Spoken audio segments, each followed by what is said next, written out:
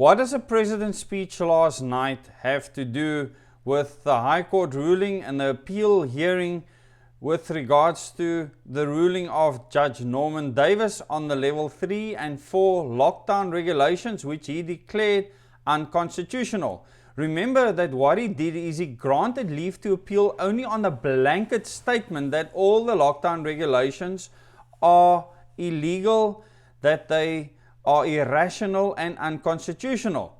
But he said there's certain things that cannot be appealed, and many of those things, since the government has been given 10 days to actually respond to, and that time has run out. And Cyril Ramaphosa's speech last night, he believes, has been their address to what the High Court has actually found. And we found out today that Nkosazana Dlamini Zuma, the Minister of Cooperative Governance, has actually gone and appealed the blanket ruling on declaring the lockdown regulations for level 3 and 4 unconstitutional. But remember, they could only appeal against the blanket ruling, not against all the regulations that he still found irrational. And I covered those with you at length in a video that went absolutely viral. So, what has President Cyril Ramaphosa said and actually done with regards to those regulations, and what has he allowed now? Our government has obviously studied what the court has said, and they have hit back hard as they could.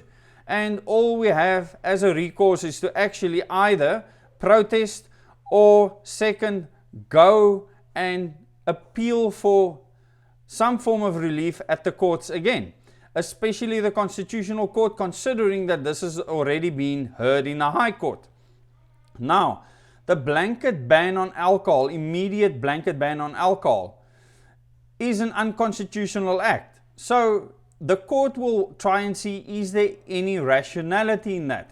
Now, that was not specifically tested in that specific High Court ruling at the time, because the sales of alcohol was actually allowed then, so there was no problem. So the fact that alcohol has been banned again would have to be tried in court.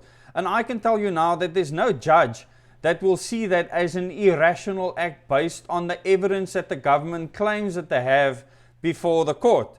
So you're not going to win that battle in any court. The judge is not a scientist. He is also not someone that has to deal with alcohol-related injuries in a hospital. So like I said, it has to be about a person's freedom, and then things need to be rational.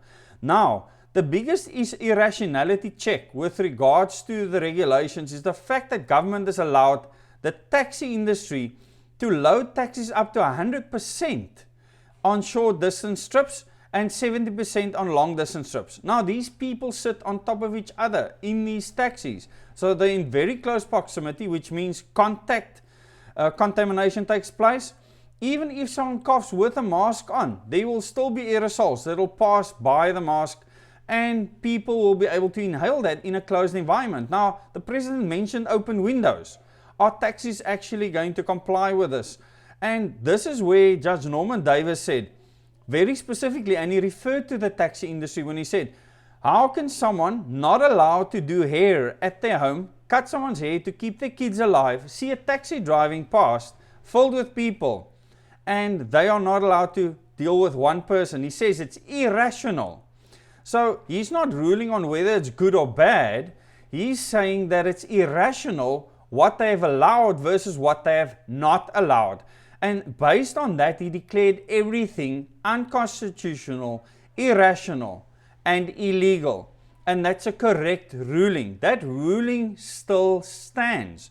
Remember, the appeal is only on whether the blanket statement is correct or not. But there's so many things that it did not allow the appeal to happen on, like freedom of movement and many other things, even going to church, walking on the beach, walking in parks. Now, what the President did allow last night is saying exercise in parks. He said nothing about beaches and many other things. So it stands to be seen what they will actually put before the court, and I will follow up with that, and I will actually bring that to you as soon as we understand what is happening. But the court ruling stands. The president is not above the law, and he is not allowed to overrule anything that court has ordered. So all the government can appeal is the blanket ruling. Everything else still stands. And once again, I thank Reino de Beer from the Liberty Fighters Network that actually brought that before the court and actually had success for the people of South Africa. Just remember, I want to make one thing very clear to you. The police is not allowed to arrest you for any violation of any of these regulations.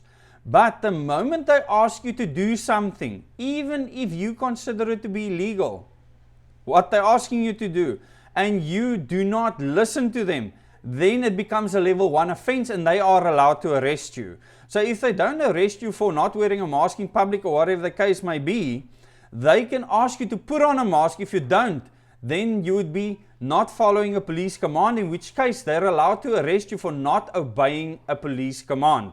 So these all become semantics now, and it depends on how government uses the police force and the SANDF to implement their draconian measures on the people of South Africa. So, because of this, people have decided they've had enough, and people are going to march on the union buildings as well as on Parliament.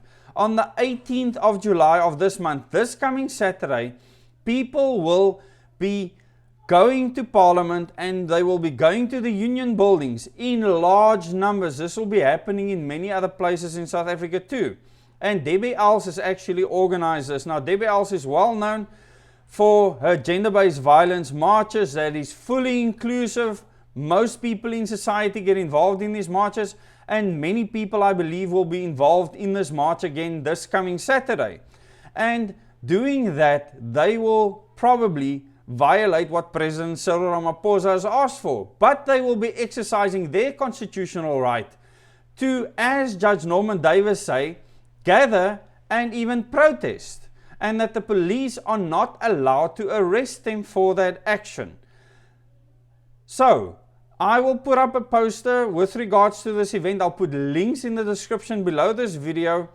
You can please support Debbie Els in this action. Any other people that will do anything that's inclusive for things to protect South Africans, I will support that on this channel. I will not support anything that is not inclusive. If it's not inclusive, I cannot support you, because we need solutions for all South Africans. We need solutions for all communities. So I want you to support the action that's inclusive, that wants our government not only to change what they do, but to be removed, because we need a new system of governance. And I want you to support Debbie in her efforts to change this government, because she believes in what we're trying to do. She believes that we need to do direct elections, that we need to elect our leaders independently so we can hold them accountable for their actions, so that we don't sit with a police state like we currently have. So we don't sit with politicians that give themselves powers that they shouldn't have. And I want you to please go out and support people that come up with these initiatives.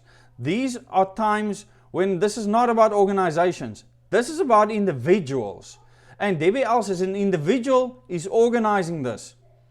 As a South African citizen and patriot, she has fought before for gender-based violence, and in the informal settlements, in all levels of society, within the middle class community, within high society, there is gender-based violence. There's also all over the farming community, horrendous terrorist acts being performed.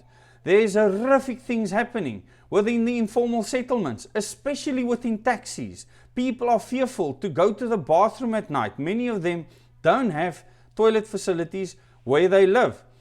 All of these things needs to be addressed, and it's time South Africans rise up and take action in their own communities and make our government irrelevant, because that's what they should be. They're not going to solve any of our problems. They are taking 58 cents out of every rand and paying themselves with that money, our money. And we need to take that money back very, very soon and start using that money in ways that we believe in our communities. And I believe the steps that Debbie is taking now to show the government that we are not going to stand for this nonsense anymore.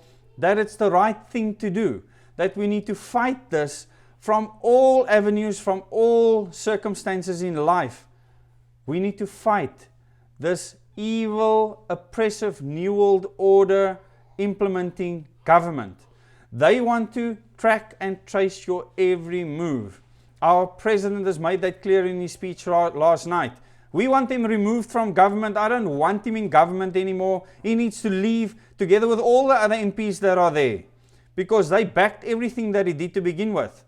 These people are not our friends. We need to elect independent people to be in government. We need to elect professionals, people that can actually hold a job outside of politics. And the sooner we do that, the better. At the end of this video, I will put tags and links to Debbie Els, to what she is doing.